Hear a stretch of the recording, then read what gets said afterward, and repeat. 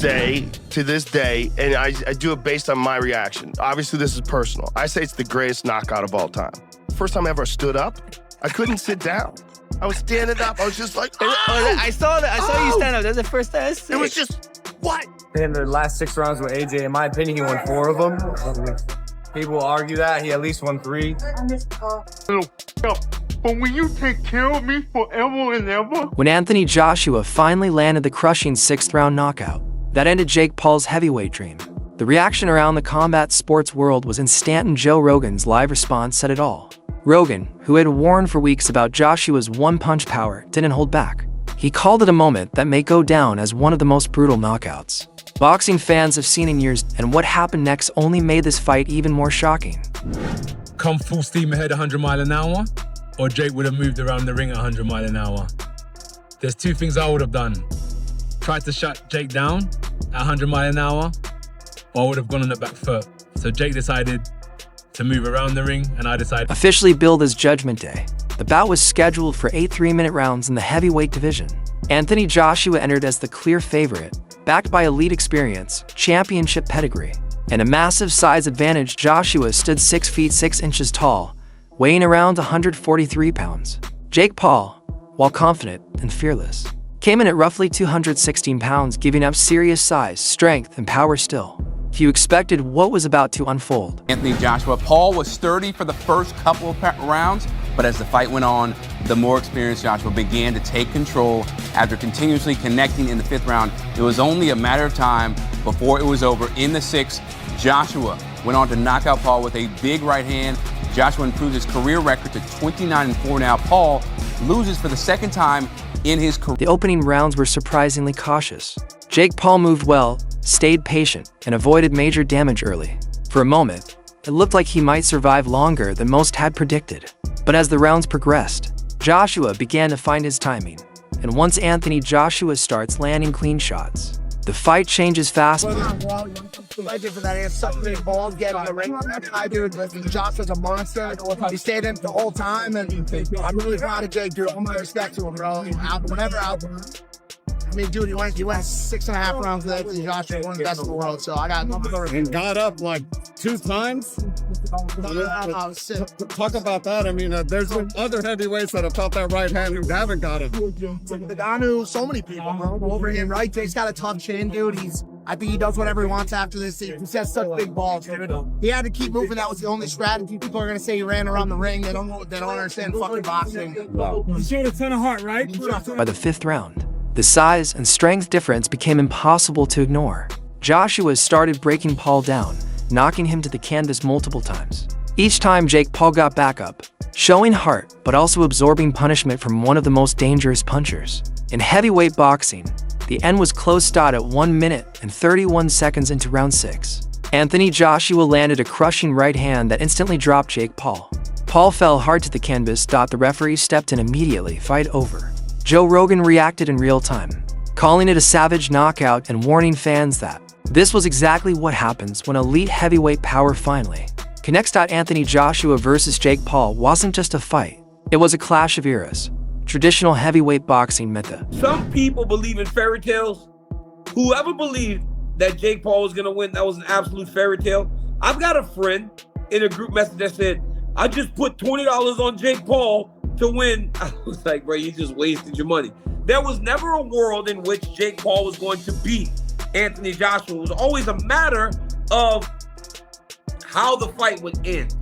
So I watched all the pundits talking about the fight. Even Rosendo, my boxing coach, I was like, does Anthony Joshua represent boxing? Everybody from that world felt like Anthony Joshua was representing boxing. And as the fight started to go on, first off, he was representing boxing, so they wanted him to get the job done. All right, first and foremost. You can't lose to a guy that's perceived to be a YouTuber, even though today, Jake Paul is more boxer than YouTuber. I've said this time and time again. When you have resources, when you can spend $1 million a year on training camps, housing, food, coaches, this is not recreational anymore. He's a boxer. He's just not a boxer at that level. I ran into his brother in New York City, and I said to Logan, what parameters are in place, Logan? what safeguards do they have to make sure that Anthony Joshua doesn't hurt your brother? He said there are none. He goes, they're going to just straight fight.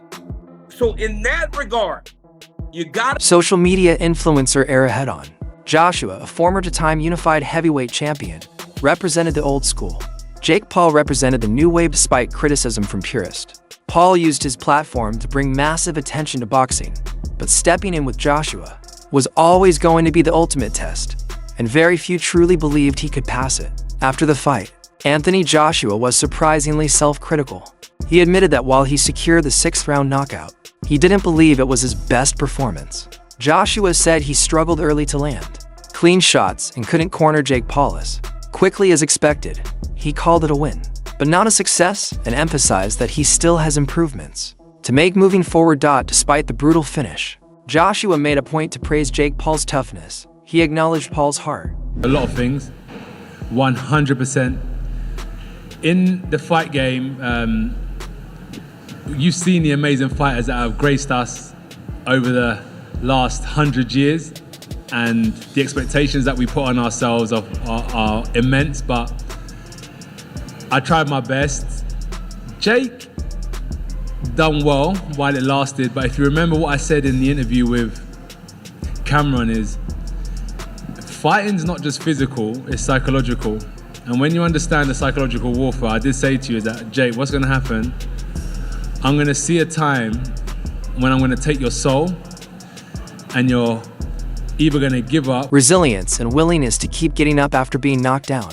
Joshua said not many fighters would step in against someone of his caliber, and that Paul's determination deserved respect. After the fight, Jake Paul revealed he had suffered a broken jaw during the 6th-round knockout, bloodied and shaken. Paul said in his post-fight interview that he believed his jaw was broken, and medical scans later confirmed it was fractured into places. Leaning into his signature bravado, Jake Paul posted an X-ray of his injury on social media. Showing a double broken jaw, he wrote, "Double broken jaw. Give me Canelo in 10 days. AJ's won 6 rounds. He kind of dismantled him. He took his time. How do you see it? Yeah, it was a frustrating 2-3 rounds maybe, because Jake was moving so much, holding, but did well, I thought. I mean, I was impressed with him. I mean, I was more impressed with his toughness, because I think that last shot would have knocked out most heavyweights. I mean, I know he broke his jaw. Yeah, I know he knocked him out, but he was not unconscious. You know, I mean, look, he may not come back from it. If he has broken his jaw, it's a big injury to come back from. Well, there's pictures of him in hospital right now. Well, listen, you've got to respect him, because he did what many people wouldn't do, which was get in the ring with him. And, you know, he didn't. I know he run and hold, but he also let his hands go at times.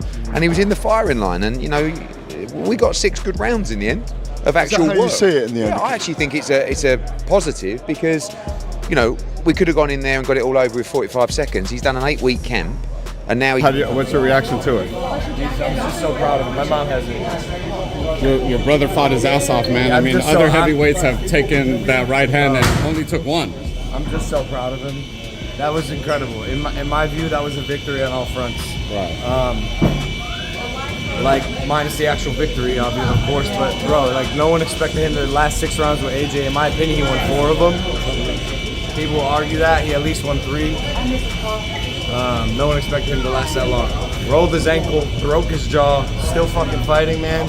Like, that's toughness. You know, most people wouldn't have the balls ever to step in a boxing ring in their life. He stepped in a boxing ring with one of the baddest men on the planet, who's 40 pounds heavier than him and 6 inches taller. That's insane.